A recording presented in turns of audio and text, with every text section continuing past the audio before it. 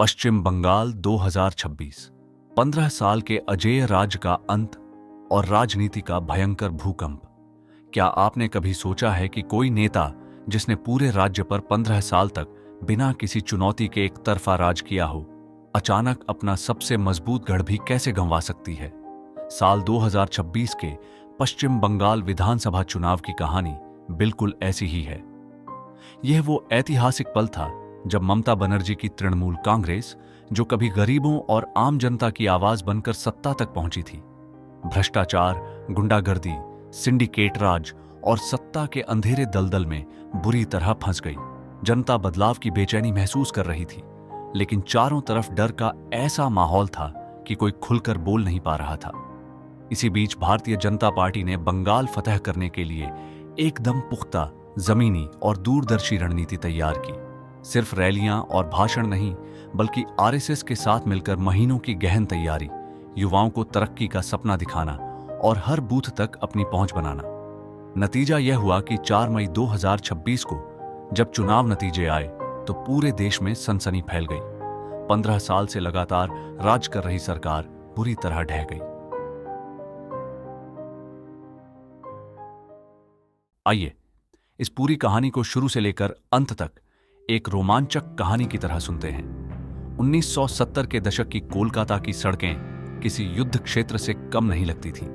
हर तरफ लेफ्टिस्ट विचारधारा, छात्र राजनीति और विद्रोह की आग सुलग रही थी। इसी उबलते माहौल में जुगमाया देवी कॉलेज में एक साधारण परिवार की युवती ने कदम रखा। नाम था ममता बनर्जी। उनके पास न कोई बड़ा राजनीतिक बैकग्राउंड था, न धनबल, न ही कोई सरपरस्त। सिर्फ सिस्टम से लड़ने की जिद थी और आम लोगों के दर्द को समझने का दिल। उन्होंने इंडियन नेशनल कांग्रेस के छात्र विंग, स्टूडेंट्स यूनियन की कमान संभाली और कम्युनिस्ट छात्र संगठनों को सीधी चुनौती दी। उस समय कई राजनीतिक जानकार कहते थे, इस लड़की में वो आग है जो एक दिन बंगाल की पूरी राजनीति को बदल कर रख देगी। और सचमुच उन्होंने कम्युनिस्टों का घमंड तोड़ दिया। 1984 आया। देश इंदिरा गांधी की हत्या के सदमे से गुजर रहा था।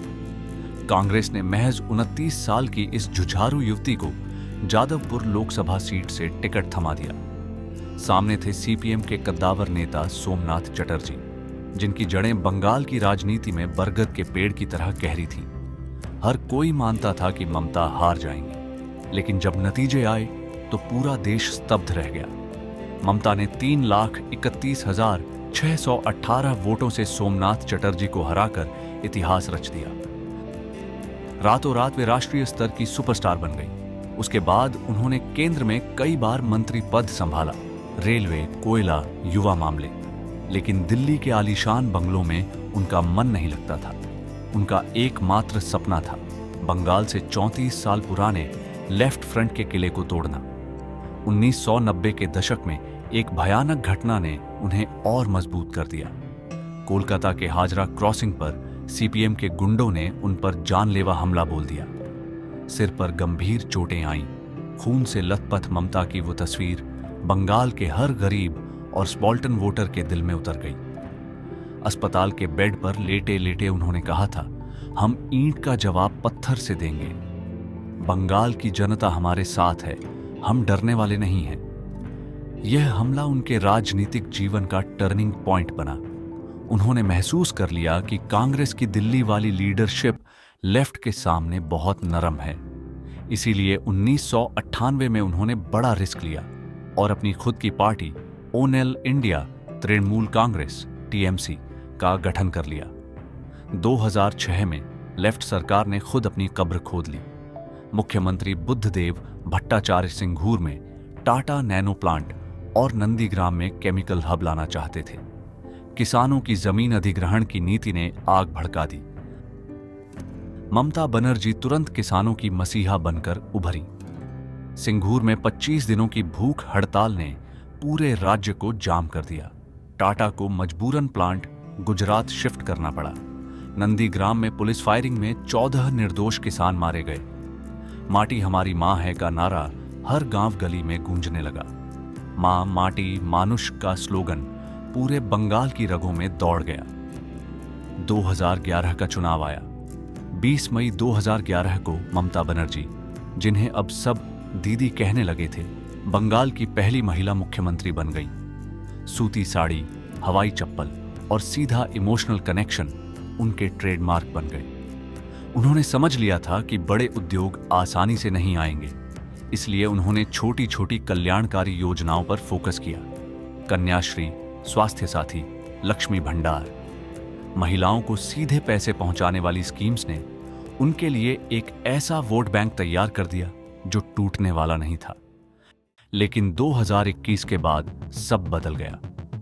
कोविड महामारी में जब लोग अस्पतालों के बाहर ऑक्सीजन के लिए तड़प रहे थे, तब सरकार पर मौतों के आंकड़े छिपाने के गंभीर आरोप लगे। विपक्ष को दबाने के लिए फर्जी मुकदमे, लाठियां और धमकियां आम हो गई। एसएससी नौकरी घोटाला सामने आया। शिक्षा मंत्री पार्थ चटर्जी और उनके करीबियों के घरों से नोटों के पहाड़ बरामद हुए। कोलकाता हाई कोर्ट और सुप्रीम कोर्ट ने 25,000 से ज्यादा नौकरियां रद्द कर दी। युवा वर्ग का भरोसा पूरी तरह टूट गया। फिर संदेश खाली कांड आया। टीएमसी के स्थानीय गुंडों पर महिलाओं के साथ अत्याचार और जमीन छीनने के भयानक आरोप लगे। पुलिस अपराधियों को बचाने में लगी रही।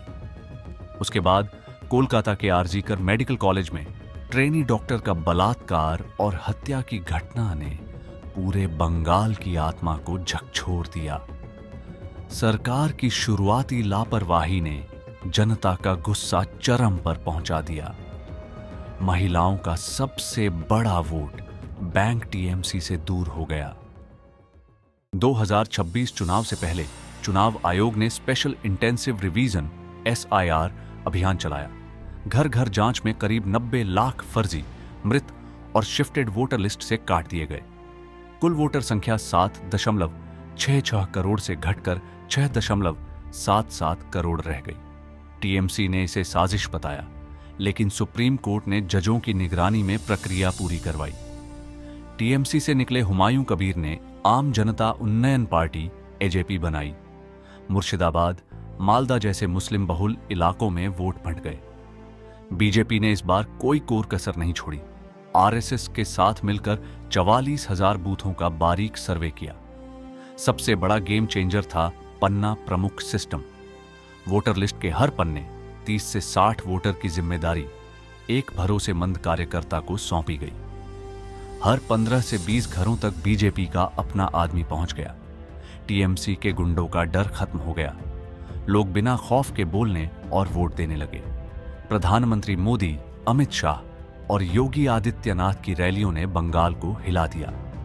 भरोसा शपथ मैनिफेस्टो में महिलाओं को ज्यादा आर्थिक सहायता, सरकारी कर्मचारियों के लिए 7वां वेतन आयोग, बंद फैक्ट्रियों को शुरू करना, नई इंडस्ट्री, लाखों रोजगार और विकास का सपना दिखाया गया। यूसीसी, सीए और महिलाओं की सुरक्षा के लिए दुर्गा स्क्वाड जैसे वादों ने कोर वोटर्स को जोड़ लिया। 23 और 29 अप्रैल 2026 को चुनाव हुए। 2.4 लाख सीआरपीएफ जवानों की भारी तैनाती ने गुंडागर्दी को पूरी तरह कंट्रोल कर लिया। नतीजा 92.47% वोटिंग, जो आजादी के बाद बंगाल का सबसे ऊंचा रिकॉर्ड था। 4 मई 2026 को नतीजे आए। बीजेपी ने 45.84% वोट शेयर के साथ 206 सीटें जीतकर भारी बहुमत हासिल कर लिया। टीएमसी मात्र 81 सीटों पर सिमट गई। कोलकाता समेत कई पुराने टीएमसी गढ़ बीजेपी के खाते में चले गए। भवानीपुर में ममता बनर्जी अपने पुराने साथी शुभेंदु अधिकारी से 15,105 वोटों से हार गईं। ममता ने ईवीएम हैकिंग और साजिश के आरोप लगाए, लेकिन जनता का फैसला साफ था। 15 साल का एकतरफा राज हमेशा के लिए खत्म हो गया। वह सरकार जो आम और गरीबों की आवाज बनकर आई थी, बाद में उसी जनता के गुस्से का शिकार बन गई। युवा, महिलाएं और आम नागरिक जिन पर टीएमसी टिकी थी, उन्हीं ने उसे सत्ता से बाहर कर दिया। बीजेपी की पन्ना प्रमुख वाली जमीनी रणनीति, महिलाओं की सुरक्षा का वादा और विकास का आकर्षक विजन ने यह करिश्मा कर दिखाया। बंगाल की राजनीति अब एक नए युग में प्रवेश कर चुकी है।